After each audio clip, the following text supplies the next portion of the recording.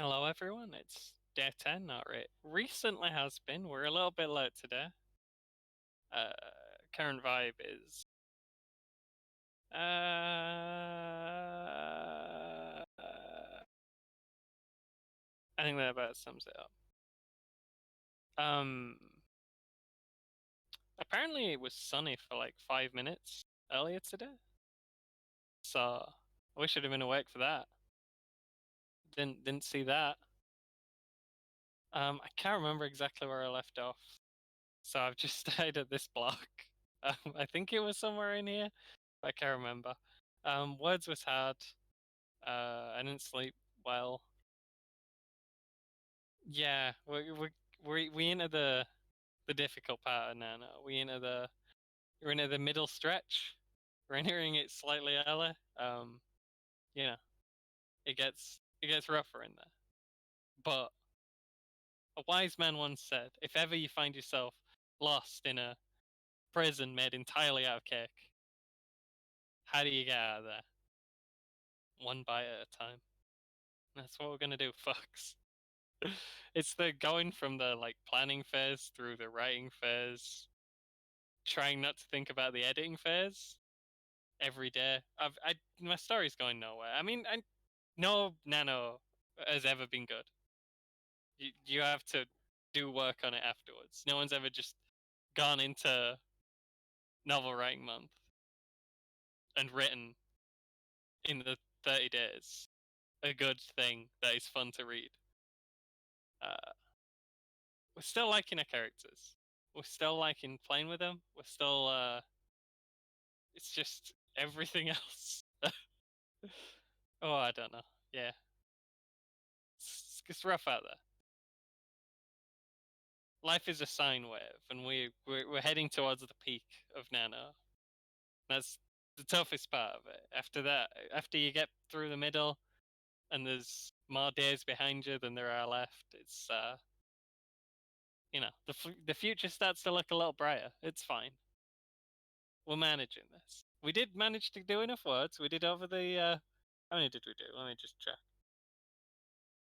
1,681, which is a little bit more than we needed. We're going for 1,667. 100.8% of the goal. We've got a spreadsheet. Don't worry about it. Let's go. The floors each took the form. Oh, I remember this stupid block. The floors each took the form of a single, looping balcony circumnavigating the entire width of the tower. Even here, nothing was quite straight, as the building's nonsensical proportions simply could not be worked like that, but an attempt had been made to have it looking orderly. The glass-walled rooms meant you could see into anywhere, from anywhere, as long as your view wasn't blocked by the weird, brass-coloured sculpture in the centre. The sculpture was, on closer inspection, made of many tiny moving parts. It clicked and ticked and tucked at odd intervals, with some kind of This is some fucking nursery rhyme bullshit. With some kind of unplaceable rhythm that seemed almost random but wasn't quite. It was getting louder as they got higher. By the third floor, the noisy metal cylinder was really starting to harsh Rob's mellow. As they ascended, the surrounding suits started to look more important. There were less of them milling around, and the distinct offices were more sparsely populated, but more extravagantly decorated. They passed a man receiving a thorough telling off from a mustachioed gentleman wearing a pink suit and silk driving gloves, with a golf set in his office. This shouldn't be one sentence. This is a lot of things to just put in one sentence. Rob wondered vaguely if they were anything to do with the man's antagonism. Oh, if they were anything to do with the man's antagonism as he passed. Should probably make that more clear. He means the group that he's part of. The next office was empty, but appeared to contain an old-timey gramophone. Don't know where that came from. Just threw it in. Truly horrific artwork lined some of the walls, and Zack realized they were starting to see where some of the paintings from the basement had absconded to. I did want to use the word absconded. The eyes followed them as they passed, and potentially more eyes besides if Zack's former colleague had been right about these items. We've got to be close now, right? Zack had also noticed the trend in the increasing affluence of the dwellings. We'll get there when we get there, April told him, possibly hearing his question as the adjacent sentence. Are we nearly there yet? You're joking. Zack was beginning to slow down with each bank of stairs, obviously tiring. Truth be told, they all were. None of them were overtly fit. As they ascended again, the noise of machinery in the background emanating from the central pillar increased another order of magnitude. It was becoming difficult to think of anything else. How do they deal with this? April grumbled, just about audible over the noise. There were less offices here, each one roughly twice as spacious. Furthermore, there were no more stairs up. They appeared to have reached the apex of the accessible area, although the tower obviously went up higher. They were about mid-level with the central pillar and the high roof. The high roof was high above. Nice.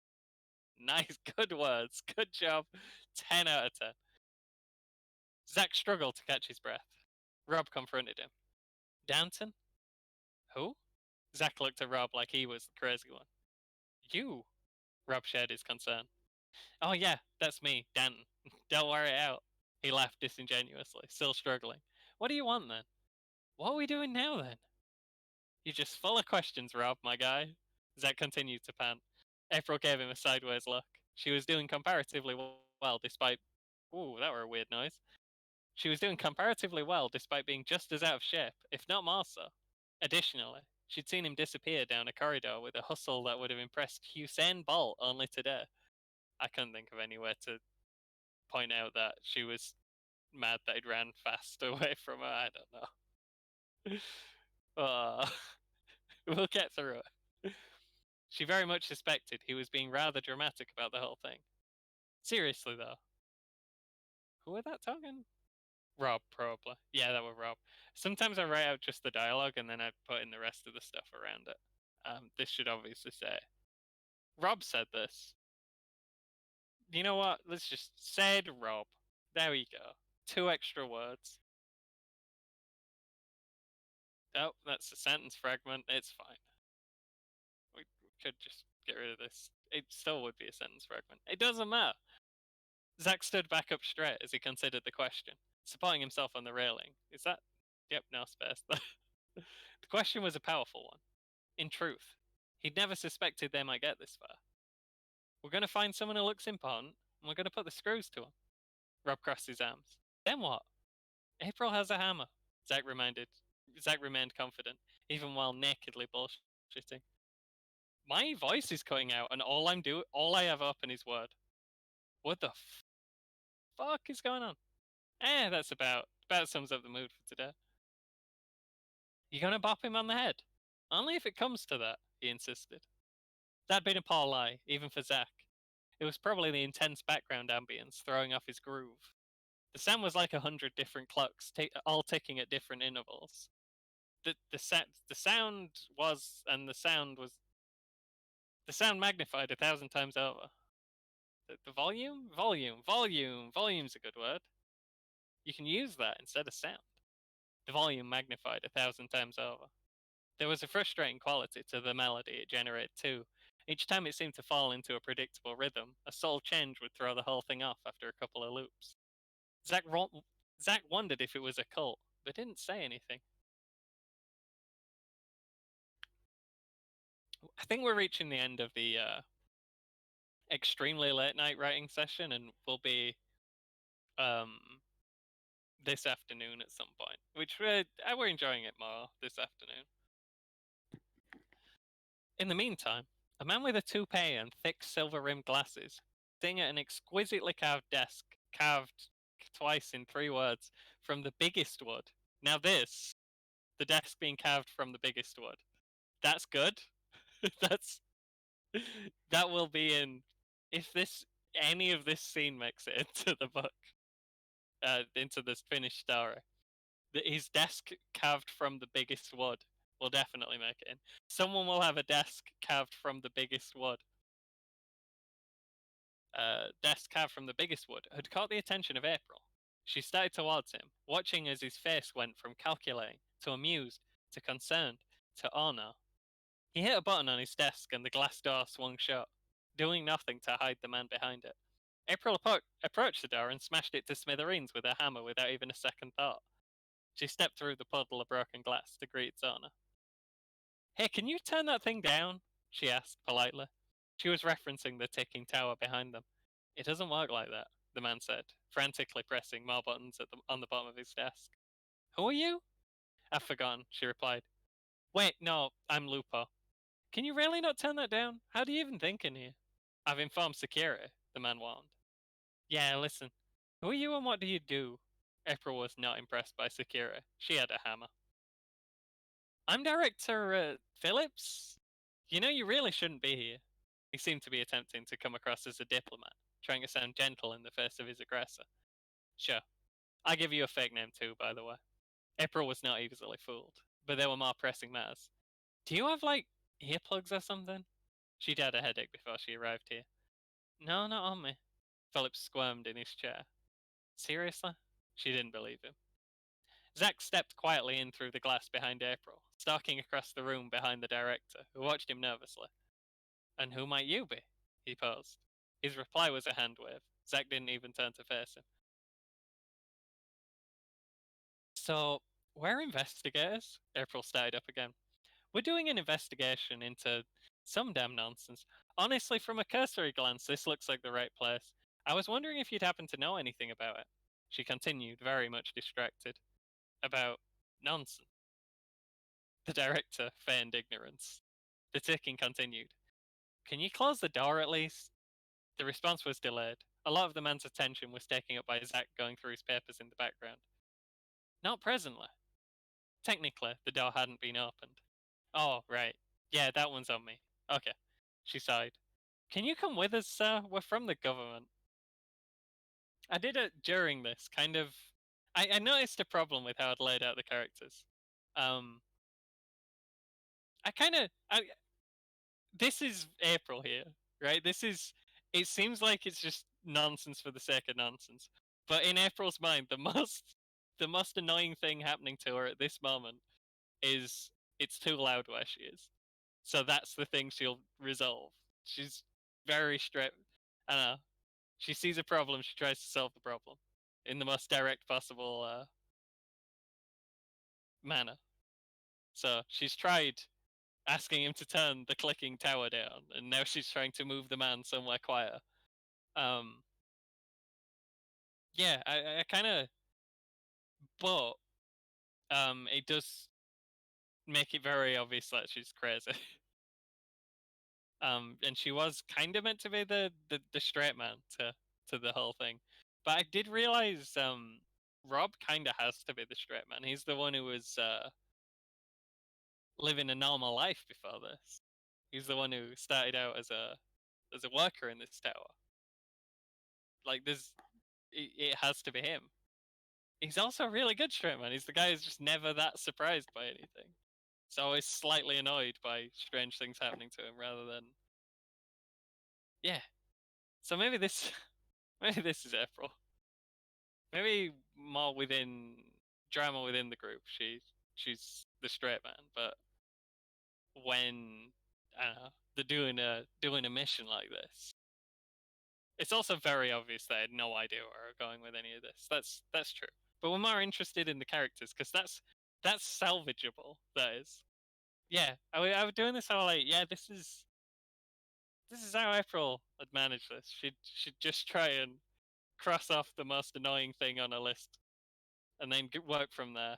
Um, they do have stuff to be doing, but April's pretty sure the world's going to end, so she's not thinking that far ahead. Anyway, where were we? Yeah, can you come with us, sir? We're from the government. I don't think that's true. His laptop began to slide away across the desk, and he yanked it back heavily. Zack continued trying to sneak it off him, despite being quite obviously rumbled. The noise was ruining April. She had nothing.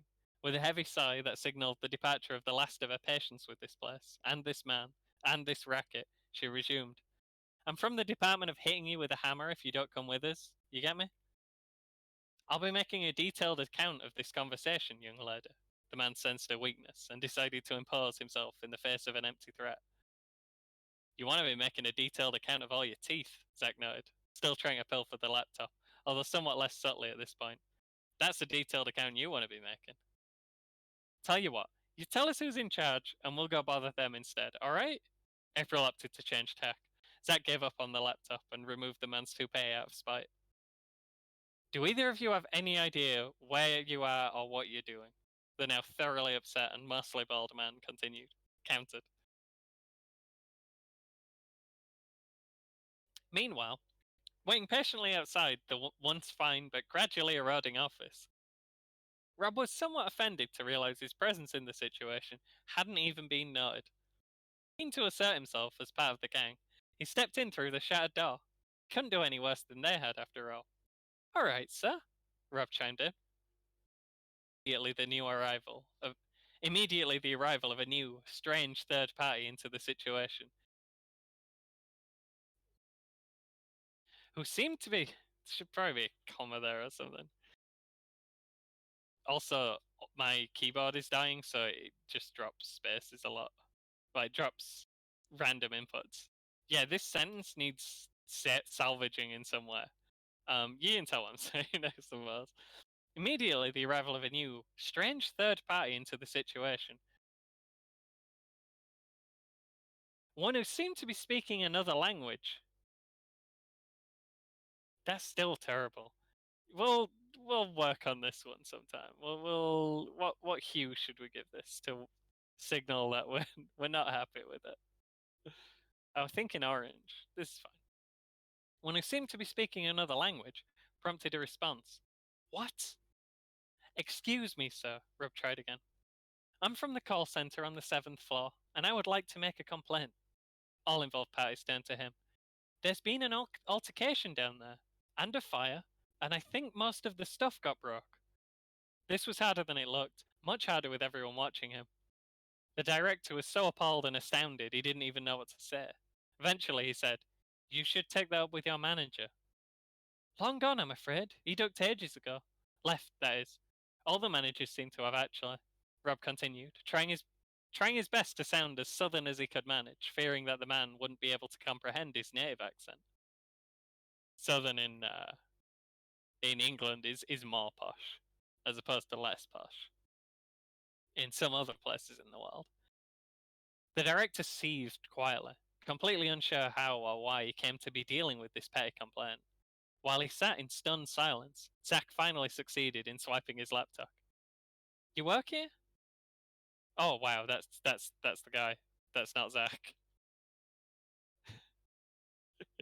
Okay, we'll just have them be floating blocks of words. Said the director. Change my mind. Look how many words we've generated. We're like 10 extra words starting today. You work here? Said the director. Yes, sir. And you expect me to believe that? Oh, you can look it up. I'm Robert Reeling. Should be down as an administrative assistant. The man reflexively reached for his laptop and found it missing. And you've nothing to do with these two? Never seen them before in my life.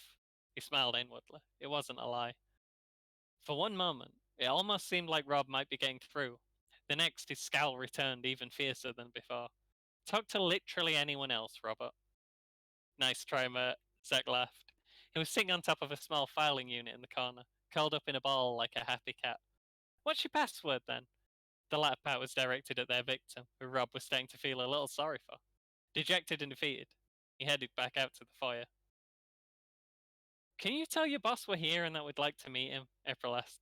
We'll schedule a luncheon, Zach concluded. He knows you're here.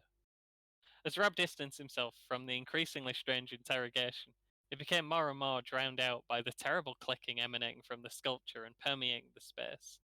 He stepped a little closer, viewing it from the balcony as he wondered what the point of such an incredibly annoying ornament might possibly be. And that's where we are for now. You know what? Very rough start, but reading it back, wasn't as bad as I thought. I kind of like I really like the dynamic between Zach and April. I think that's really good. I don't know. They're just fun. They're just fun characters.